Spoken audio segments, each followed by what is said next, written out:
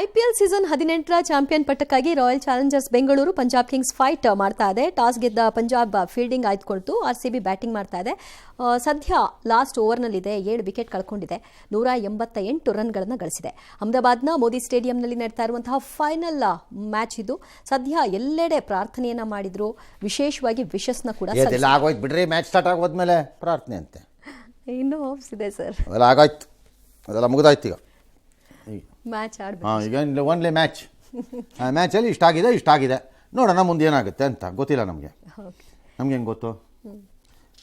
100 ಗಂಟೆಗಳ ಆಪರೇಷನ್ ಸಿಂಧೂರದಲ್ಲಿ ಪಾಕಿಸ್ತಾನದ ಫೈಟರ್ ಜೆಟ್ಗಳು ಅವಾಕ್ಸು ಅಂದರೆ ಅರ್ಲಿ ವಾರ್ನಿಂಗ್ ಏರ್ಬೋರ್ನ್ ಸಿಸ್ಟಮ್ಸ್ ಏರ್ಕ್ರಾಫ್ಟ್ಸಲ್ಲಿ 30ಕ್ಕೂ ಹೆಚ್ಚು ಮಿಸೈಲ್ಸು, ಒಂದು C-130 ವಿಮಾನ ಇದೆಲ್ಲ ಭಾರತ ಧ್ವಂಸಗೊಳಿಸಿದೆ ಅನ್ನೋದೆಲ್ಲ ನಮ್ಮ ಕಡೆ ಸುದ್ದಿ. ಹಾಗೆ ನಮ್ಮ ಕಡೆನೂ 1 ವಿಮಾನನೋ 2 ವಿಮಾನನೋ 3 ವಿಮಾನನೋ 1 ಟ್ಯಾಂಕೋ 2 ಆರ್ಮರ್ ವೆಹಿಕಲ್ ಏನೋ ಒಂದು ಹೋಗಿರ್ಬೋದು. ಇದಕ್ಕೆ ಮುಖ್ಯಸ್ಥರೇನು ಹೇಳ್ತಾರೆ, ರಕ್ಷಣಾ CDS ಈ ಥರ ಕಳ್ಕೊಳ್ಳೋದೆಲ್ಲ ಕಾಮನ್ನು, ಕರೆಕ್ಟು, ಎಲ್ಲರೂ ಕಾಮನ್ನಾಗಿ ಕಳ್ಕೊತಾರೆ. ನಾನು ಅವತ್ತು ಅದನ್ನೇ ಹೇಳ್ತಾ ಇದ್ದಿದ್ದು ರಾತ್ರಿ ಹೊತ್ತಲ್ಲಿ. ಈಗ ರಷ್ಯಾ ಮೊನ್ನೆ ಕಳ್ಕೊಂಡಿದೆ ವಿಮಾನಗಳನ್ನು. ಇವತ್ತು ರಷ್ಯಾ ಆಕ್ಯುಪೈ ಮಾಡ್ಕೊಂಡಿರೋ Crimea which is part of Ukraine ಭಾಗದ ಒಂದು ಭಾಗ, ಅದನ್ನು ಭಾಳ ಹಿಂದೆನೇ ಆಕ್ಯುಪೈ ಮಾಡಿದೆ. ಅದಕ್ಕಿದ್ದಂತಹ ಬ್ರಿಡ್ಜ್ಗೆ ಬುಡದಲ್ಲಿ ನೀರು ಒಳಗಡೆಗೆ ಎಕ್ಸ್ಪ್ಲೋಸಿವ್ಸನ್ನು ಇಟ್ಟು ಡಮಾರನ್ಸಿದೆ ಯುಕ್ರೇನು. ನಷ್ಟಗಳು ಇಲ್ಲ ಅಂತ ಇಲ್ಲವೇ ಇಲ್ಲ. ಅಮೆರಿಕ F-16 ತಗೊಂಡು ಗಲ್ಫ್ ವಾರ್ 1 ಗಲ್ಫ್ ವಾರ್ 2 ಮಾಡಿದಾಗ ಅವ್ರಿಗೆ ನಷ್ಟ ಆಗಿಲ್ವಾ? ಅವ್ರದ್ದು ಅಪಾಚೆ ಹೆಲಿಕಾಪ್ಟರ್ಗಳು ಕಿತ್ಕೊಂಡೋಗಿಲ್ವಾ? ಹೊಡೆದಿಲ್ವಾ ಬ್ಲ್ಯಾಕ್ ಹಾಕ್ ಇದು ಹೆಲಿಕಾಪ್ಟರ್ಗಳು? ಒಳ್ಳೆ ಕಥೆ ಆಯ್ತಲ್ಲ. ಯುದ್ಧ ನಷ್ಟ 0 ಆಗಬೇಕು ಅಂದ್ರೆ ಹೆಂಗೆ? ಬಾಕ್ಸಿಂಗ್ ಹೋಗ್ಬಿಟ್ಟು ಅವ್ನು ಒಂದೇ ಒಂದ್ಸರಿ ಟಚ್ಚು ಮಾಡಬಾರ್ದಪ್ಪ ಅಂತ ರಾಹುಲ್ ಗಾಂಧಿ ಹೇಳಿದ್ರೆ ಬಾಕ್ಸಿಂಗ್ ಯಾಕೆ ಬರಬೇಕು? ಬಾಕ್ಸಿಂಗ್ ಎಲ್ಲ ಆಗತ್ತದ? ಸರಿಗೆ ಹೇಳಿದ್ದಾರೆ. ಬಟ್ ಟೀಕೆ ಮುಂದುವರೆದಿದೆ. ರಾಹುಲ್ ಗಾಂಧಿ ಟ್ರಂಪ್ ಒಂದು ಕಾಲ್ ಮಾಡಿದ್ರು, ನರೇಂದರ್ ಸರೆಂಡರ್ ಅಂದರು. ಇವರೇ ನನ್ನ ಪ್ರಕಾರ ರಾಹುಲ್ ಗಾಂಧಿ ಮೇಲೆ ಒಂದು ನೋಟಿಸ್ ಕೊಡ್ಬೇಕು ಅವ್ರಿಗೆ, ನನಗೆ ಆಸೆ. ಏನಂತ ಸರ್? ಸರ್ ಇದು ಹೆಂಗೆ ಗೊತ್ತಾಯ್ತು ಸರ್ ಈ ಫೋನ್ದೆಲ್ಲ ಡೀಟೇಲ್ಸು ನಿಮಗೆ? ಏನು ಟ್ಯಾಪ್ ಮಾಡಿದ್ದೀರಾ? ನರೇಂದರ್ ಸರೆಂಡರ್ ಅಂತ ಏನು ಟ್ಯಾಪ್ ಮಾಡಿದ್ದೀರಾ ಫೋನ್? ಯಾರು ಹೇಳ್ತಾರೆ? ಆ್ಯಂಡ್ ಮೋದಿಗೆ ಅಯ್ಯೋ ಸಾರಿ ಟ್ರಂಪ್ಗೆ ನರೇಂದರ್ ಅಂತ ಹೇಳಕ್ ಬರುತ್ತಾ? ಮಡೇ ಅಂತ ಅಂದಿರ್ಬೋದು. ಅಬ್ಬಬ್ಬಾ ಅಂದರೆ ನರೇಂದರ್ ಅಂತ ಹೇಳಕ್ ಬರುತ್ತಾ? ನಾವು ಬಿಡ್ತಾ ಇರ್ತೀರಿ ರೈಲುಗಳನ್ನ ಸುಮ್ಮನೆ. ನಾವು ಅನ್ಕೊಂಡು ಹೋಗೋದು. ಮುಂದಕ್ಕೆ ಹೋಗ್ರೆ. ಇನ್ನು ಬಿಜೆಪಿಯ ಮನೆ ಮನೆಗೂ ಸಿಂಧೂರ ಅಭಿಯಾನ ಟೀಕಿಸೋ ಭರದಲ್ಲಿ ಪಂಜಾಬ್ನ ಆಪ್ ಸಿಎಂ ಭಗವಂತ್ ಮಾನ್ ವಿವಾದಾತ್ಮಕ ಹೇಳಿಕೆ ಕೊಟ್ಟಿದ್ದಾರೆ. ನಿಮ್ಮ ಮನೆಗೆ ಸಿಂಧೂರ ಕಳಿಸಿದ್ರೆ ಅದನ್ನ ಮೋದಿ ಹೆಸರಲ್ಲಿ ಇಟ್ಕೊಳ್ತೀರಾ? ಒಂದು ದೇಶ ಒಂದು ಗಂಡ ಬಿಜೆಪಿಗರ ಮುಂದಿನ ಯೋಜನೆ ಅಂತ ಹೇಳಿ ಕಚ್ಚಡ ತಗೊಂಬಂತು. ಇನ್ನೇನು 2 ವರ್ಷ ಇರಬೇಕು. ಆಮೇಲೆ ಅಲ್ಲಿ ಬೇರೆ ಇನ್ನು ಡೆಲ್ಲಿಲಿ ಹಾಕ್ದಂಗೆ ಅಲ್ಲೂ ಗಟರ್ ಬಿಸಾಕ್ತಾರೆ, ನೋಡ್ತಾ ಇದ್ರು. ಇನ್ನೊಂದು ಕಡೆ ಪಾಕಿಸ್ತಾನ ಹೇಳುತ್ತೆ, ನಮ್ಮದು ಇಂಡಸ್ಟ್ರಿ ಬರ್ದೆಲ್ಲ ನಿಲ್ಸಕ್ಕೆ ಓಡಾಡ್ತಿದ್ದೀರಲ್ಲಪ್ಪ, ಚೈನಾ ಹಿಂಗೆ ನಿಮ್ಮ ಬ್ರಹ್ಮಪುತ್ರ ನಿಲ್ಸಿದ್ರೆ ಅಂತ ಎತ್ಕಟ್ಟಕ್ಕೆ ಹೋಗಿದ್ದಾರೆ. ಅದಕ್ಕೆ ಹಿಮಂತ್ ಬಿಸ್ವಾ ಶರ್ಮಾ ಅಸ್ಸಾಮಿಂದ ಹೇಳ್ತಾರೆ, ಕೋತಿಗಳ ಈ ಚೈನಾಯಿಂದ ಬರ್ತಿರೋ ಬ್ರಹ್ಮಪುತ್ರ ರಿವರ್ದು ನದಿ 25-30% ಅಲ್ಲಿಂದನೂ ಬರುತ್ತೆ. ಹಿಮ ಕರಗತ್ತೆ, ಕೆಳಕ್ಕೆ ಬರುತ್ತೆ, ಎಲ್ಲ ಬರುತ್ತೆ, ಬರಲ್ಲ ಅಂತಲ್ಲ. ಆದರೆ ಅದಾದಮೇಲೆ ಬರೋ 65% ನೀರು ನಮ್ಮ ಮುಂಗಾರಲ್ಲಿ ಬೀಳೋಂಥದ್ದು ಮಳೆ. ಅದು ಅರುಣಾಚಲ, ಅಸ್ಸಾಮು, ನಾಗಾಲ್ಯಾಂಡು, ಮೇಘಾಲಯ ಇಲ್ಲೆಲ್ಲ ಬೀಳೋ ಮಳೆ ವಿಸ್ತಾರವಾಗ್ತಾ ಹೋಗುತ್ತೆ ಬ್ರಹ್ಮಪುತ್ರ. ಅಲ್ಲಿಂದ ಮುಂದಕ್ಕೆ ಮೇಲಿಂದ ಚಿಕ್ಕದಾಗಿ ಬಂದಿದ್ದು ಇಲ್ಲಿ ವಿಸ್ತಾರ ಆಗಿಬಿಡುತ್ತೆ. ಹಂಗಾಗಿ ಯಾವುದಕ್ಕೂ ಹೆದರ್ಕೋಬೇಕಾಗಿಲ್ಲ ನಾವು ಅಂತ ಅವರು ಎಕ್ಸ್ಪ್ಲೈನ್ ಮಾಡಿದ್ದಾರೆ. ಅವರು ಜೊತೆಗೆ ಅಸ್ಸಾಂನಲ್ಲಿ ಆಗೋ ಪ್ರವಾಹನೂ ಅಸ್ಸಾಮಲ್ಲಿ ಆಗೋ ಪ್ರವಾಹ, ಬ್ರಹ್ಮಪುತ್ರ ಪ್ರವಾಹನಾರು ಕಡಿಮೆ ಮಾಡ್ಕೋತೀವಿ ಇರ್ರಪ್ಪ ಸ್ವಲ್ಪ ಅಂತಂದಿದ್ದಾರೆ.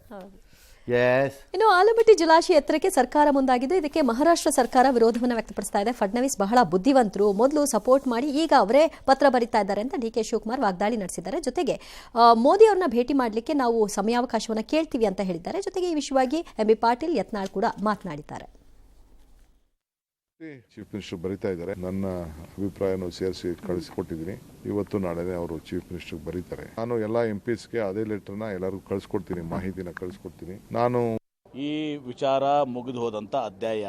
ಕೋಲ್ಹಾಪುರ್ ಮತ್ತು ಸಾಂಗ್ಲಿ ಈ ಭಾಗಕ್ಕೆ ಪ್ರವಾಹ ಬರ್ತದೆ, ಆಲ್ಮಟ್ಟಿ ಹೈಟ್ ಅನ್ನು ಇನ್ಕ್ರೀಸ್ ಮಾಡಿದೆ ಅಂತ ಹೇಳಿ ಮಹಾರಾಷ್ಟ್ರದವರು ಉದ್ದೇಶಪೂರ್ವಕವಾಗಿ ಪ್ರಚೋದನೆ ಮಾಡಲಿಕ್ಕೆ ಇಂಥ ಒಂದು ಹೇಳಿಕೆ ಕೊಡ್ತಾ ಇದ್ದಾರೆ. ಅದು ಎತ್ತರ ಆಗಬೇಕು.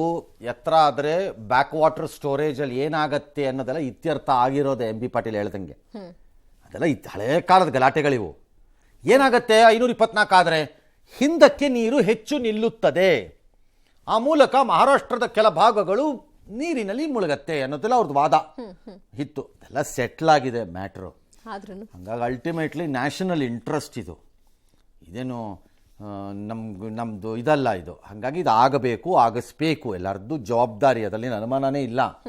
ಲೈಕ್ ಮೇಕೆದಾಟು ಎಸ್ ಸರ್, ಅಲ್ವೇ, ಲೈಕ್ ಮೇಕೆದಾಟು. ಮೇಕೆದಾಟು. ಆದರೆ ಮಾಡೋಕ್ಕೆ ಹೋಗ್ಬಿಟ್ಟು ಏನಾದ್ರು ಹೆಚ್ಚು ಕಡಿಮೆ ಆಗ್ಬಿಟ್ಟು ಸ್ವಲ್ಪ ಲಿಮಿಟಲ್ಲಿ ಇರಬೇಕಪ್ಪ ನೀವೆಲ್ಲ.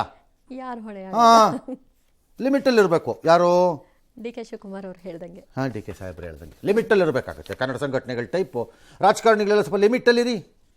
ಹೇಳ್ಬೋದಾ? ಆಗ್ಬಿಟ್ರೆ ಹೇಳ್ಬೋದಾ ಸರ್? ಎಸ್. ರಾಮನಗರಕ್ಕೆ ಹೇಮಾವತಿ ನೀರು ವಿರೋಧ ತರುವಂಥ ಕೆನಾಲನ್ನು ವಿರೋಧಿಸಿ ಮಾಜಿ ಸಚಿವ ಶಿವಣ್ಣ ಉಪವಾಸ ಸತ್ಯಾಗ್ರಹ ಸ್ಟಾರ್ಟ್ ಮಾಡಿದ್ದಾರೆ ತುಮಕೂರಲ್ಲಿ. ಪೊಲೀಸರು ಅಡ್ಡಿಪಡಿಸಿದ್ರೆ ವಿಷ ಕೊಟ್ಟಂಗೆ ಹುಷಾರ್ ಅಂತೆಲ್ಲ ಹೇಳಿದ್ದಾರೆ, ವಾಪಸ್ ತಗೊಳ್ಳಿದ್ದಾರೆ. ಈ ಮಧ್ಯೆ ವಿಜಯೇಂದ್ರ, ಚಲವಾದಿ ನಾರಾಯಣ ಸ್ವಾಮಿ, ರವಿ, ಸಿಟಿ ರವಿ ಎಲ್ಲ ಹೋಗಿ ಕೇಸ್ ವಾಪಸ್ ಪಡಿಬೇಕು, ಪ್ಲಸ್ ಇದು ವೈಜ್ಞಾನಿಕವಾಗಿ ಆಗಬೇಕು ಅಂತೆಲ್ಲ ಹೇಳಿದ್ದಾರೆ. ಇನ್ನು ಆ ಕಡೆ 34 ಜನರನ್ನು ಸಿಕ್ಕಿಂನಲ್ಲಿ ವಿಪರೀತ ಮಳೆಯಿಂದಾಗಿ ಹೆಲಿಕಾಪ್ಟರ್ ಮೂಲಕ ರಕ್ಷಣೆ ಎಲ್ಲ ಮಾಡಲಾಗಿದೆ. 6 ಮಂದಿ ಸೇನಾ ಸಿಬ್ಬಂದಿ ಕಾರ್ಯಾಚರಣೆ ಅವ್ರನ್ನೂ ಹುಡುಕಕ್ಕೆಲ್ಲ ಮಾಡ್ತಾ ಇದ್ದಾರೆ. ಕೆಲವು ಶಿಬಿರದ ಮೇಲೆ ಬಿದ್ದುಬಿಟ್ಟಿದೆ ನೀರು. ಅಯ್ಯೋ, ಗುಡ್ಡ ಕುಸಿತ ಆಗಿದೆ. ಸತತ ಮಳೆಯಲ್ಲಿ ವಿಪರೀತ ತಡಿತಾನೇ ಇಲ್ಲ. ಈ ಮಧ್ಯೆ ಕೊಡಗಲ್ಲೂ ವಿಪರೀತ ಮಳೆ ಆಗಿದೆ. ಹಾಗಾಗಿ ಹಾರಂಗಿಗೆ ವಿಪರೀತ ಮಳೆ ಬರ್ತಾ ಇದೆ, ನೀರು ಬರ್ತಾ ಇದೆ. ಪ್ಲಸ್ KRSಗೂ ಆಬ್ವಿಯಸ್ಲಿ ಬರ್ತಾ ಇದೆ. KRS ಈಗ 106 ಅಡಿ ಹೋಗಿದೆ. ಮುಂದೆ ಏನಾಗುತ್ತೆ KRS ಅಲ್ಲಿ ಗೊತ್ತಿಲ್ಲ. ಮಳೆ ನಿಧಾನವಾಗಿ ಮತ್ತೆ ಚಿಗುರಬಹುದು ಅಂತ ಲೆಕ್ಕಾಚಾರ. ಅಯೋಧ್ಯೆ ರಾಮ ಮಂದಿರದಲ್ಲಿ 2ನೇ ಪ್ರಾಣ ಪ್ರತಿಷ್ಠಾಪನಾ ಕಾರ್ಯ ಆರಂಭವಾಗಿದೆ. ಬಾಲರಾಮನಿಗೆ ರಾಜನಾಗಿ ಪಟ್ಟಾಭಿಷೇಕ ಮಾಡಲಾಗ್ತಿದೆ. ಮೊದಲ ಫ್ಲೋರ್ನಲ್ಲಿ ಲಕ್ಷ್ಮಣ, ಭರತ, ಶತ್ರುಘ್ನ, ಹನುಮ ವಿಗ್ರಹಗಳಿವೆ. ಸರಯೂ ನದಿಯಿಂದ ಯಾಗಶಾಲೆವರೆಗೂ ಕಳಶ ಮೆರವಣಿಗೆಯನ್ನು ಮಾಡಲಾಯಿತು. ಸ್ವರ್ಣಲೇಪಿತ ಗೋಪುರ ಎಲ್ಲರ ಚಿತ್ತಾಕರ್ಷಣೆಯಾಗಿದೆ. ಪಾಕಿಸ್ತಾನದಲ್ಲಿ ಸರಣಿ ಭೂಕಂಪ ಆಗಿದೆ. ಅದರ ಬೆನ್ನಲ್ಲೇ ಜಿಲ್ಲಾ ಕಾರಾಗೃಹದಲ್ಲಿದ್ದರು ಕರಾಚಿನಲ್ಲಿ 200ಕ್ಕೂ ಹೆಚ್ಚು ಕೈದಿಗಳು. ಅದೇ ಟೈಮ್ ನೋಡ್ಕೊಂಡು ಪರಾರಿ ಓಡೋಗ್ಬಿಟ್ಟಿದ್ದಾರೆಲ್ಲ. ಅವ್ರನ್ನ ಹೇಳ್ತಿದ್ದಾರೆ ನಾವು 10 ಜನನ ಅರೆಸ್ಟ್ ಮಾಡಿದ್ದೀವಿ ಅಂತ. ಏನು ಮಾಡಿದ್ಬಿಟ್ರು ಅಲ್ಲಿ? ಏನ್ರಪ್ಪ, ಎರಡೂ ಒಂದೇ ಅಲ್ವೇ? ಜೈಲು ಒಳಗಡೆ ಮತ್ತು ಹೊರಗಡೆ ಎರಡೂ ಕಡೆ ಇರೋದು ಕಳ್ರೆ. ಹೌದು, ಅವ್ರನ್ನ ಅವರೇ ರಕ್ಷಣೆ. ಎರಡೂ ಕಡೆ ಯಾರು ಎಲ್ಲಿದ್ರೆ ಏನೀಗ? ಹೊರಗಿದ್ರೆ ಹೌ ಡಸ್ ಇಟ್ ಮ್ಯಾಟರ್ ಅಂತಪ್ಪ ನನಗೆ. ಹೌದು. ಎಸ್.